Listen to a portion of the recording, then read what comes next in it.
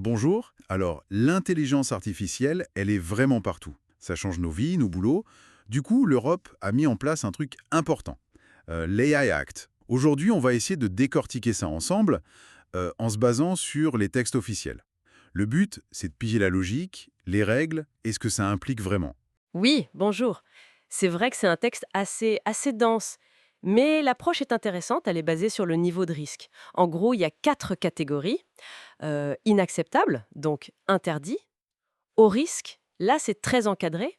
Risque limité, où on demande surtout de la transparence. Et puis risque minimal, où il y a peu ou pas de règles.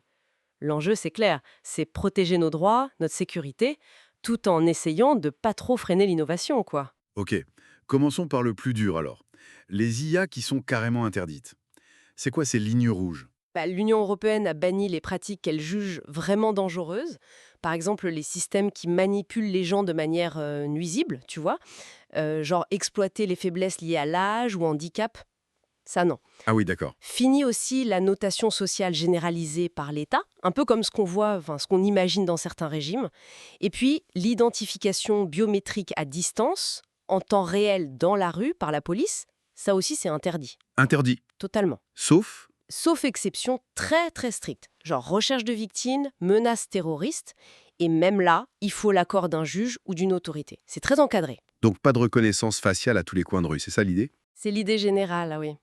Il y a d'autres interdits, comme utiliser l'IA pour deviner tes opinions politiques via la biométrie, ou créer des bases de données de visage en aspirant tout ce qui traîne sur Internet. Le raclage de données, oui. Voilà. Ou encore la reconnaissance des émotions au travail, à l'école, sauf raison médicale ou de sécurité très précise. Et aussi interdiction d'évaluer le risque qu'une personne commette un crime juste sur la masse de son profilage. C'est vraiment pour poser des garde-fous éthiques forts. Très clair. Passons maintenant au système dit à haut risque. J'imagine que c'est là qu'il y a le plus de règles, hein. Comment on sait si une IA est à haut risque? Exactement, c'est le cœur du réacteur si tu veux. Un système est classé haut risque, soit parce que c'est un composant de sécurité d'un produit déjà réglementé, pense aux dispositifs médicaux, soit parce qu'il est utilisé dans un domaine jugé sensible, listé dans une annexe. Et cette liste, elle comprend quoi, par exemple? Des choses assez cruciales, la gestion des infrastructures critiques, eau, énergie, l'éducation pour l'admission ou noter les élèves, l'emploi, tri des CV, évaluation des employés, l'accès aux services essentiels, publics ou privés comme l'octroi de crédit, le dispatch des ambulances, Ah oui, quand même. le maintien de l'ordre, la justice, la gestion des frontières et de l'asile, ça touche vraiment des points névralgiques de la société. Effectivement. Mais est-ce que tous les systèmes utilisés dans ces domaines sont automatiquement haut risque? Ou y a-t-il des nuances? Il y a une nuance importante, oui. Un système, même s'il est dans la liste, peut ne pas être considéré à haut risque s'il ne présente pas de danger significatif pour la santé, la sécurité ou les droits fondamentaux. Par exemple, s'il fait juste une tâche procédurale simple ou s'il aide un humain, mais sans le remplacer complètement dans sa décision. D'accord. Mais attention, petit bémol, si le système fait du profilage de personnes, là il reste classé au risque, pas d'exception. Ok. Et pour ceux qui sont bel et bien haut risque, c'est quoi les obligations pour les entreprises qui les créent, les fournisseurs? Alors là, les exigences sont costauds. Il faut mettre en place un système de gestion des risques sur tout le cycle de vie de l'IA, s'assurer que les données utilisées pour l'entraîner sont de bonne qualité, pertinentes et pas biaisées. La qualité des données, c'est clé. Exact.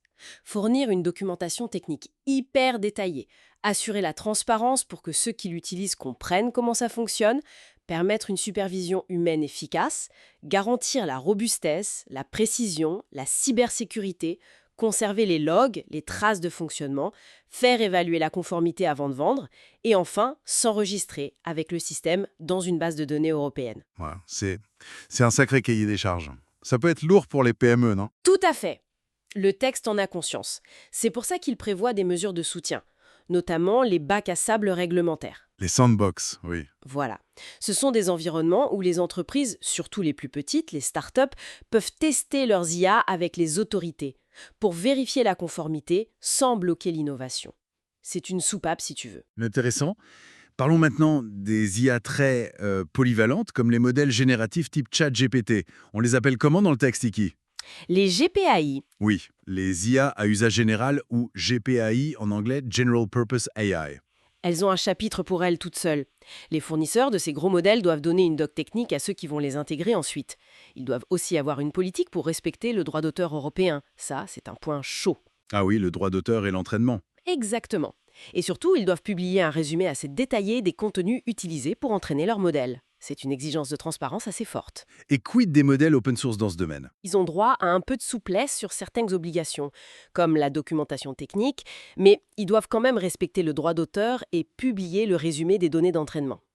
Par contre, cette souplesse saute si le modèle est jugé à risque systémique. Risque systémique, c'est-à-dire?